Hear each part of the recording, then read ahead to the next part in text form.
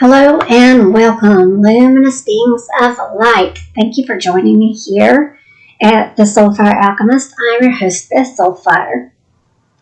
So today I bring you our Aquarius full moon report, and we're doing this podcast though because I did not have time to get in front of the camera. So I will try to get some visuals up for you guys. I'm still working on that technology, so be patient with me. I'm hoping in the coming months, meaning the next month or two, to get technology worked out where I'm able to have the charts in front of you guys anytime I do anything, an astrological report, so you can refer to exactly what I'm talking about. All that aside, thank you for coming. If you haven't subscribed yet, please subscribe. It really helps the channel. I'm brand new and just trying to grow this channel from scratch. So you can hit subscribe and hit the little bell so that you always receive notifications of any new uploads that I do. Share this out with your friends that you know are interested in astrology and shamanic astrology specifically, and any kind of healing. They might be missing out on something big if you don't share this out with them. So be sure, share it with them, and just bless everybody all the way around. Okay, so moving right into it. We've got a full moon in Aquarius. That is my sign, my sun sign, at 19 degrees at 9:36 p.m. Eastern Standard Time. Now, that's going to be in, like I said, Eastern Time, so be sure to adjust for whatever time zone you're at on the globe. So this is known as a full red moon. Mainly because you're going to see a big red ring around the moon. It is a super moon, right? And anytime we have a super moon, that means it's closer, like there's a gravitational effect that is intensified, and it brings it closer to us, and it causes the moon to actually appear in the sky larger than what it is. And anytime that we have a full moons are wonderful for manifestation, for anything to do with accomplishments or things coming to fruition and coming to its full culmination, things coming to a head. It's also about, drama in that same sense.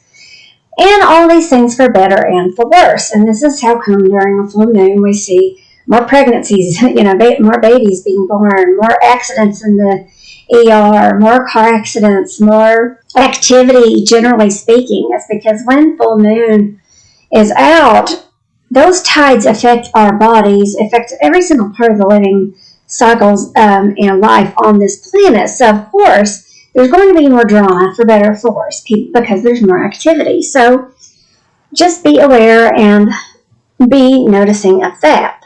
So, one thing that I want to mention here, there are so many cycles at play, and this is true with everything, right? Every time we look at an astrology report or an astrology chart, we always see how many cycles there actually are at play. And one of the things that I want to tell you about this is that we have the sun at 21 degrees. This is during the full moon on August 11th at 9:36 p.m. Eastern Standard Time. And directly opposing that, we have Saturn, right, at 22 degrees. So this is giving a little bit of tension, a little bit of heaviness to this full moon in Aquarius. The full moon in Aquarius wants to be free, right? Aquarius seeks out freedom. Aquarius has to be unique. Aquarius is an individualist, but it also considers the needs of the group, right? So any kind of group activities or groups that you belong to, groups that you lead, especially if you're a Sun Aquarius, this can all kind of have sort of a disciplinary heaviness to it, like as though maybe there are some challenges, that something's sort of dragging you, a little bit of, blockage, a little bit of you feeling like you're not able to shine the way that you typically would. So that's what I would have to say about that, because, anytime you have a full moon, it's natural opposition to the sun, and the sun's in Leo, which is the opposing sign. So during this time, I'm going to tell you probably 3 days before and 3 days after, you're going to feel this conjunction with Saturn. So just know that as we get close to, let's say, the 9th, and then maybe happening on up until the weekend, you're probably going to feel this heaviness of Saturn kind of coming with you. Well, but one of the things that you'll see and that Aquarius is about is inventions, like making new inventions and it can rule social media, right? So it can, and it rules social media projects. It can also rule your friends, but this one with Saturn may be asking you to see, like, are there toxic friends that you need to let go of? Because in the full moon energies, this is also time, shamanically speaking, when we die to the things that no longer serve us anymore. We have to burn those things, put them in the fire, let them go, because we cannot make room for new things in our life, which is Leo, until we let those things go. And so Saturn, I think, is probably there in our footsteps behind us, on our heels, going, are you sure? Are you sure? Are you sure? Do you keep this, or does it stay? Does it stay or does it go? Right? So that's the big question on Saturn's mind is, are you sure? And, you're the one that has to come up with that. But anything regarding networking groups, finding your tribe, your close friends even, this can also mean a change in the group or the community that you belong to, or changing, if you're into humanitarian projects, changing what you're doing or how you're doing, or even entering into a humanitarian project. But any type of research for things that you're doing on the internet, research for any sort of innovations that you're thinking about doing, this is a perfect time for that. Perfect time to manifest those sorts of goals. So that's my secret I want to give you, is that anytime we have a full moon, and this one's in Aquarius, when you're doing your manifestations, you want to manifest things that are that rule Aquarius, right? So things that are, we'll call them 11th house matters, generally speaking. So this is going to be all the things that I just mentioned. 8 hours leading up to this new moon. So for those of you in Eastern time, because this is happening at 9:36 p.m., 12 o'clock in the day, 12 to 1 o'clock in the day is going to be a really good time for you to kind of go through this process of revealing to yourself all the things that you need to let go of, that you can release and let go, right?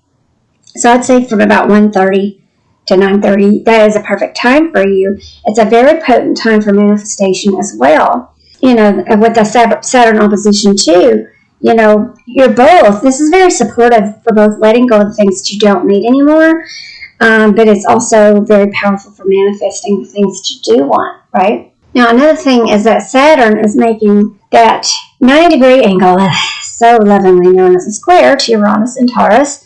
And so and it's also involving the North Node. And this is still pretty exact, even though the degrees are off just slightly. Because if we look at the chart, we're going to notice that Saturn is making this 90-degree angle, right? But it's at 22 degrees. He sets at 22 degrees. And these planets, even the North Node, is at 17. And that's a 5-degree orb. But typically speaking, and when it comes to a pretty intense square like that, I'm going to go ahead and give it that 5-degree orb. So you're looking at this Saturn and this Aquarius full moon being in direct square, a pretty sharp one too, with Mars, Uranus, and the North Node all in Taurus. So really this is going to boil down to karma, right? Because Saturn is kind of known as the Lord of Karma, or the planet of karma, and he brings things up just like Pluto that are things for our reconsideration, right? If he wants to see our homework, he's the great parent. He wants to see that we've crossed our T's and dotted our I's, but we also are here for a soul path, and that's part of where our moon in the North and the South nodes represent. What we have come here, that's our karma, that's the South node, and what we're here to do, that's our dharma. And your dharma is your highest soul destiny, the things that you were called here to do, the things that are your gifts. So this comes to balance out all of these things, because your Taurus is solely about the things that you love and value.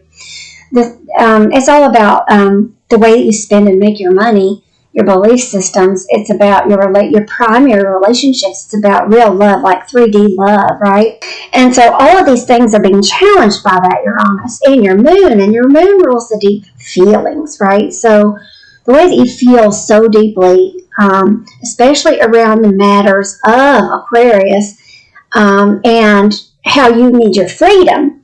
And that's what Aquarius rules, is, your freedom and your deep inner needs to be unique and be your own person and be yourself, and even, I would say, your self-empowerment, because Uranus sits right there with it. And let me tell you, Uranus is the ruler of Aquarius, but Saturn is the ancient one, and right now they're at odds a little bit. Well, what does this mean for me, you might say? Well, it's just more of the same of having to deal with these energies because they're making this square.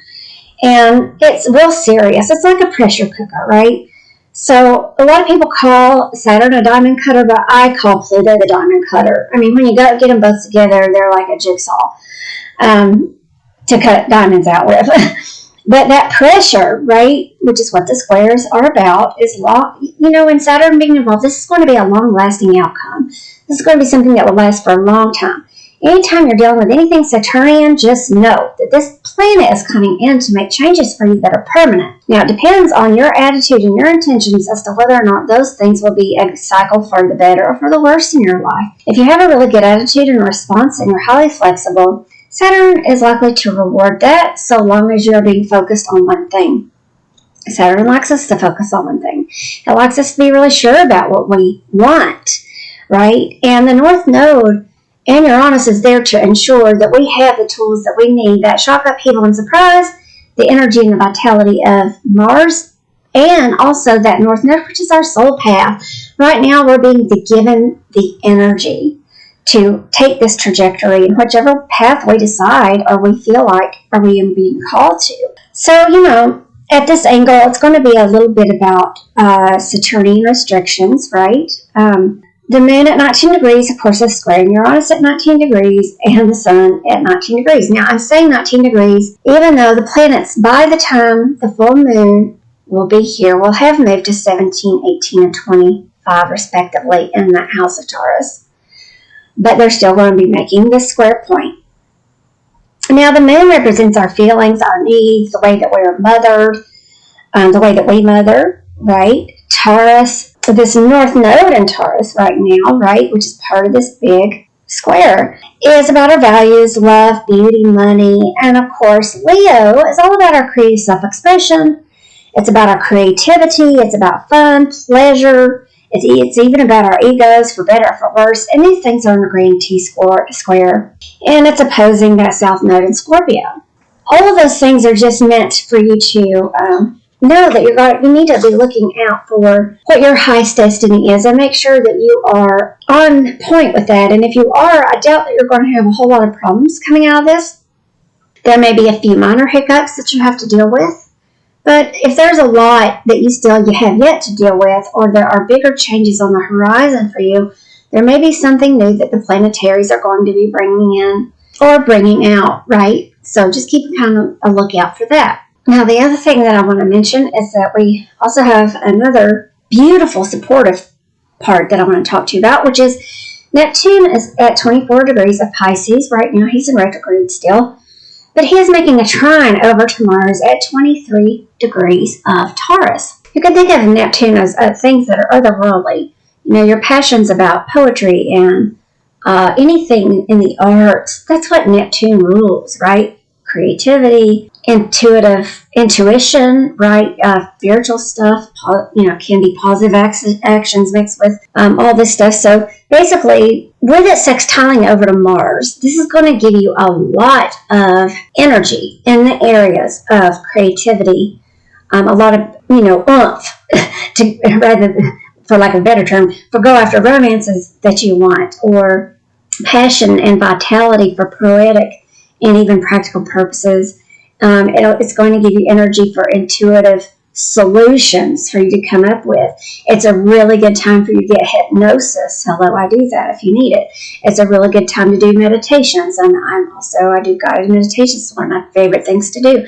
In fact, if you guys are interested, comment below. I was thinking about doing a Lionsgate 8 portal meditation to get you aligned with those energies and prepare you for the beautiful things that are coming down and coming inward with the Lionsgate portal. So if you're interested in that, let me know below. This is a great time for any kind of positive actions when it comes to matters of self-healing, inner work. It could even be around matters of ancestral healing, even though that's not necessarily Neptune, but in my experience it is. But this can be a really good blessing coming from Spirit when it comes to sufficiency or getting clarity on a specific thing, or your intuition, or just anything practical in reality. Now, one last thing I want to mention, well, there's a couple of things I want to mention. Mars is going to be entering retrograde on October 30th, and that will go to January 12th. So I will do another video on that, but I just wanted to give you an awareness that that's coming. So during September, there's going to be a Mercury retrograde shadow. So what I want you to do is understand that in September, it's going to become very important for you to have a flexible schedule. Wait until mid to late October if you're going to schedule things that need to not be moved as much. And then stay as flexible as you can. Leave room for last minute magic. Consider a staycation. I'm thinking about putting on a retrograde retreat. If you guys are interested in that, please absolutely cover me up with emails and let me know or comment. We're going to go over all the main things about how to get yourself through any kind of retrograde. Doesn't matter what planet it is. Mercury, all of them. This is a good time for a staycation, to work on hobbies, to work on educational materials that you need to finish. If you want to do something fun that's sort of self-indulgent, that's self-care related, you could do that. I'm a gardener, so I'm going to be harvesting a lot and processing that stuff. It's a great time to do any kind of inner work that comes up. Now, if you identify as a starseed or a light worker, in August to late July, there's going to be a lot of really good energy for working with ancient energies. That means your ancestral energies. Any kind of energy work for healing yourself, learning about or working with herbalism. There's going to be a lot of powerful messages of change and signs.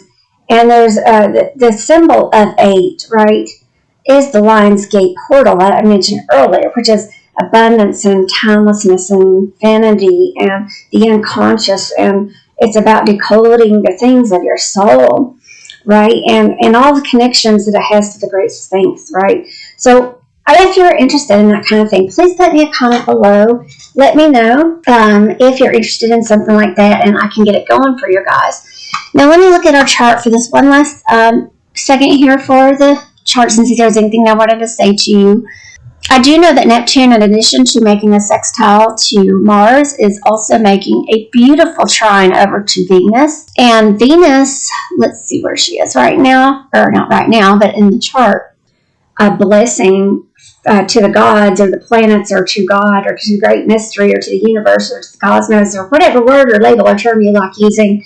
It really is just like an outlet that pretty much gives you all clarity and information when it comes to matters of Venus as at 0 degrees of Leo. So she just now ingressed into Leo. And she is making this absolutely beautiful trine over to Neptune. And Neptune right now is still in Pisces. So, again, that's going to be all kinds of vigor for, Leo's out on the stage, right? And it rules creative projects of children and romances, right? All your creative babies that you're trying to get out of the world. It's making a beautiful sextile directly over to Neptune and his home sign of Pisces. So if you've got something that you're working on in those regards, this is a kiss from the stars. Okay, use this energy very wisely. It won't be a long energy. Venus does tend to move kind of fast. Neptune does not, but it will be hanging out for a little bit longer than you think. So just know that this will probably be hanging out. Let me see if I can animate it. Go a little bit further here. It's probably going to move off of that entirely, I would say, by August 15th. So we could even go, she's still going to be at 0 degrees. Yeah, so we're going to be looking at that. It's probably going to fizzle out. I would say around the 16th. You'll be feeling it less and less. So just know that it's a really good time to take advantage of that and let that flow. Any other major points of interest going on in the chart right now? I don't really see anything major. I will, however, be back. My hope is to do weeklies for you guys, and so I'm hoping to be able to get that recorded and put up a weekly for you guys that will be for the 15th through the 20th. That will be my next one. I was going to try to get us a report up for the 8th through the 14th, and you guys, I'm so busy. If I can do it, I promise you it will be up. So please just make sure you're subscribed and you hit the little bell. I do try to send out newsletters. If you are not on my newsletter list, please sign up at www.soulfiremultiversity.com. And if you're interested in shamanic astrology or a mentorship program, Walking the SoulFire Journey opens up next year, but I do need people on that waiting list because there's enough on it to fill it now. However, some people drop out, and as people drop out, I open seats back up. There's only room for 12, so please get your name on the list if you haven't by now and you're interested in a shamanic apprenticeship. This will teach you energy medicine. This will teach you partly astrology, right? And there will be various programs available.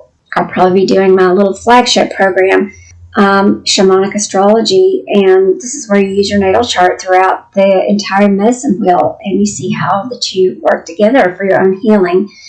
So there's a whole lot coming on the horizon. One last mention I want to make before I go is that I am doing a new offering on my website. If you go, again, www.soulfiremultiversity.com, and you go to the services page, it just says services, and you scroll on down, you will see one called Sacred Reciprocity Session. It's a 40-minute session. It is absolutely free.